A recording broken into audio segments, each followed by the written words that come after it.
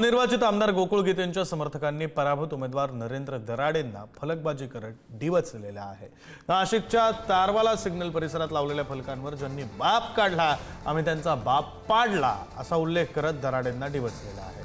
गीतेंच्या अभिनंदनाचे फलक या निमित्ताने चर्चेचा विषय ठरतात। नाशिक विधान परिषदेच्या निवडणुकीमध्ये अपक्ष उमेदवार गोकुळ गीते हे विजयी झाल्यानंतर शहरभर त्यांचे वेगवेगळ्या ठिकाणी फलक लावले जात आहे, त्यांचं अभिनंदन केलं जात आहे। मात्र सर्वाधिक चर्चेत आहे तो तारवाला सिग्नल या ठिकाणी लावण्यात आलेला फलक आणि याच फलकावर गोकुळ गीते यांचं हार्दिक अभिनंदन करत असताना त्यांच्या समर्थकांनी दराडे यांच्या समर्थकांना आणि एकूणच दराडे बंधूंना या सगळ्या फलकाच्या माध्यमातून डिवचण्याचं काम करण्यात आलेलं आहे। ज्यामध्ये या फलकाच्या अगदी उजव्या बाजूला जर बघितलं तर ज्यांनी आमचा बाप काढला आम्ही त्यांचा बाप पाडला असं म्हणत या फलकाच्या माध्यमातून गीतेंच्या समर्थकांनी दराडेंना या निमित्तानं डिवचलेलं आहे।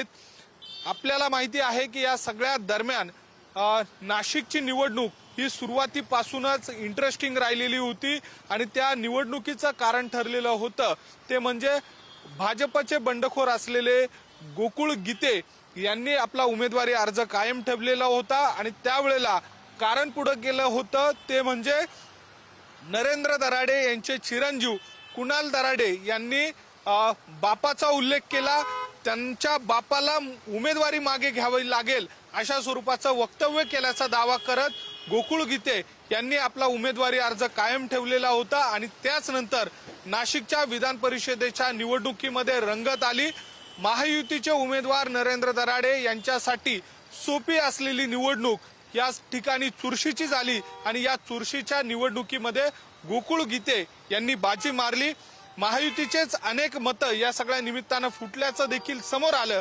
मात्र अशा सगळ्या परिस्थितीमध्ये बापाच्या नावावरनं सुरू झालेलं निवडणुकीचं राजकारण आता हार्दिक अभिनंदनाच्या फलकाच्या निमित्तानं सुद्धा या ठिकाणी आता बापाच्याच निमित्तानं डिवचण्याचा प्रयत्न केला जातोय। व्हिडिओ जर्नलिस्ट मयूर बारगेसह मी किरण ताजने, पुढारी न्यूज, नाशिक।